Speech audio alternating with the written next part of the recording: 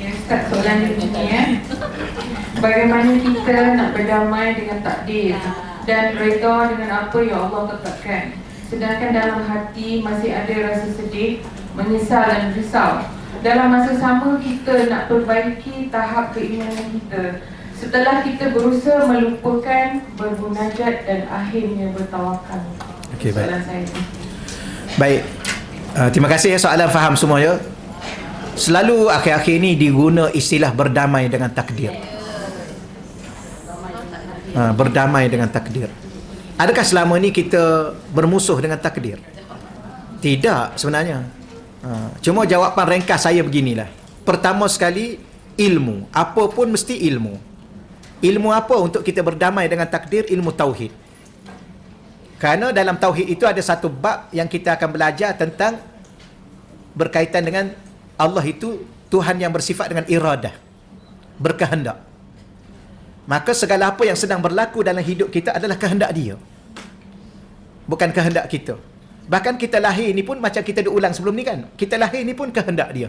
Kita jadi lelaki atau perempuan pun kehendak Dia. Kita lahir kat Selangor, kat mana-mana pun itu kehendak Dia. Maka kita kena faham itu ilmu.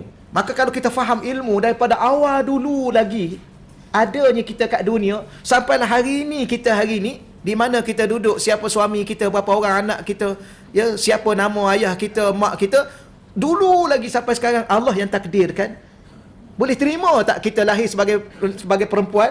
Boleh terima tak kita lahir dekat Selangor? Boleh terima. Boleh tak kita terima mak ayah kita itulah mak ayah kita? Boleh terima. Kenapa yang lain kita tak boleh menerima?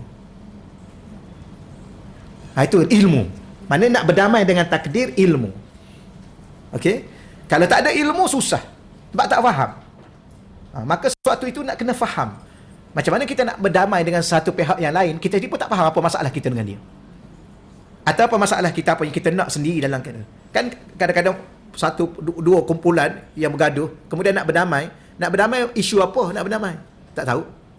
Apa masalah sebenarnya? Tak tahu juga. Macam kena tahu. Tak tahu tu ilmu. Okey ya? Ilmu tauhid ni lah yang kita belajar. Yang kedua, kena doa pada Allah. Doa pada Allah, ya Allah, tolong lapangkan hatiku ya Allah. Atau bahasa mudah damai itu sebenarnya redha. Itu bahasa mudah. Meredai segala takdir. Kalau tak redha, tak mungkin berdamai. Terima tak? Tak terima macam mana nak berdamai? Jadi doa pada Allah. Tu jalan yang kedua, doa pada Allah, ya Allah, tolonglah aku ya Allah supaya hati aku damai dengan apa yang aku lalui dalam takdir-takdir aku ya Allah. Adapun akak kata tadi masih lagi ada kan? Itulah, ada sedih, ada menyesal. Itu manusia yang lemah biasa. Lumrah kehidupan kita yang lemah. Cuma ya Allah, tolong pulihkan perasaan aku ya Allah, supaya hilang kesedihan aku, supaya hilang rasa menyesal aku terhadap apa yang aku lalui. Kerana aku yakin segala-gala itu adalah baik sebenarnya padamu ya Allah, untuk diriku. Cuma diri aku saja yang kadang-kadang lambat faham. Sebenarnya kita lambat faham tuan-tuan. Kalau kita faham, alhamdulillah, kita akan terima, bahkan kita nak lagi. Contoh ujian yang berat, kita tak nak dah. Sebenarnya kalau kita faham di sebalik ujian yang berat, bukan setakat hikmah yang Allah bagi pada kita, ganjaran juga yang besar-besar. Kalau kita tak ada itu, kita akan minta balik, ya Allah, bilalah nak datang musibah. Sampai ke tahap tu.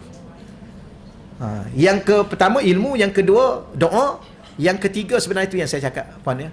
Yang ketiga, dia kena ada pembimbing. Hidup ni kena ada pembimbing. Guru, mursyid. Macam saya sendiri, kalau saya sedih, saya tak cakap kat isteri saya sedih. Saya cakap kat syekh saya. Kadang-kadang saya berhenti tepi jalan gitu, saya menangis je. Lepas menangis, kemudian saya pun mesej kat syekh saya. Syekh, hati aku sedih, syekh. Hati aku penat. Penat bukan penat dengan orang rumah, bukan penat dengan anak-anak, penat dengan diri sendiri.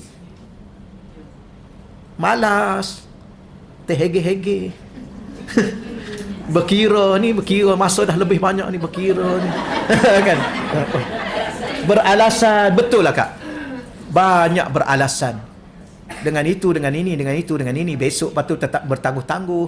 Apa kita? Padahal kita nak pergi ni satu tempat yang kita tak akan kembali selama-lama.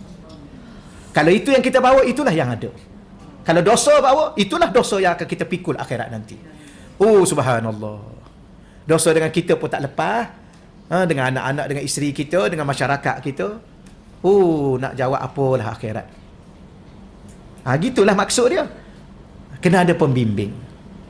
Dan kena ada zikir. Pembimbing akan bagi kita zikir. Kerana zikir itulah kekuatan dalaman kita. Kerana kita kuat bukan daripada diri zahir kita, kita kuat daripada diri dalam kita.